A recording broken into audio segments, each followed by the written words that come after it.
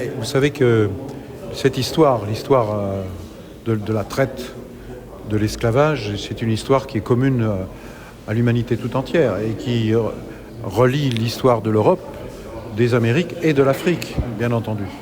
Et il est important de bien comprendre les mécanismes qui ont conduit à cette déportation de plus de 13 millions d'hommes, de femmes et d'enfants d'Afrique vers les continents américains dans les colonies, qui étaient des colonies européennes, des colonies occidentales.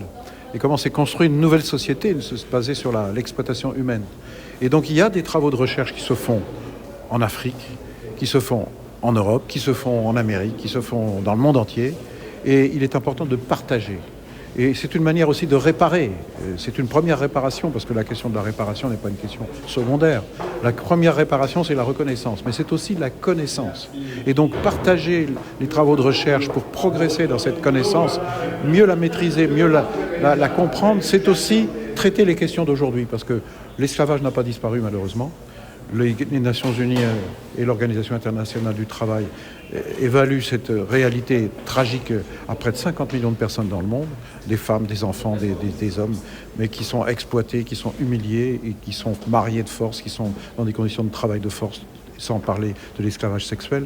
Je crois que cette question doit éclairer l'humanité telle que nous la souhaitons, c'est-à-dire une humanité basée sur les principes d'égalité, de justice et de fraternité. Et ça se construit. Et donc la part de la recherche universitaire est très importante pour comprendre les mécanismes, pour mieux ensuite, pour tous ceux qui ont à agir, combattre ces phénomènes de façon beaucoup plus efficace et claire.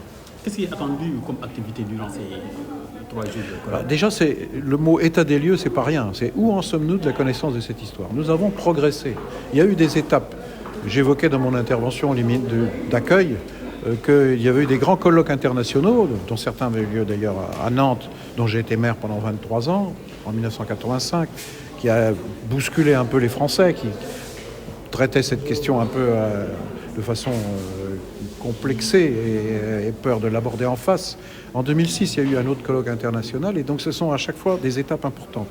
Et je souhaite, et je suis même convaincu que ce sera le cas, que le colloque de Dakar sera une nouvelle étape dans la connaissance de cette histoire, pour mieux, encore une fois, en la comprenant davantage, la combattre. Est-ce qu'il n'y a pas lieu de mettre en place des manuels qui parlent de cette problématique de l'esclavage, des manuels dans les établissements? Bien sûr, c'est très important que cette histoire soit enseignée dans les écoles, les collèges et les lycées. Car malheureusement, il y a une forme d'ignorance et qui est une injustice qui est commise à tous les descendants de cette histoire tragique. Donc la connaître, c'est d'abord mieux se connaître, et puis mieux connaître les autres, mais c'est aussi une question de justice. On ne peut pas occulter une telle tragédie qui s'est produite sur plusieurs siècles.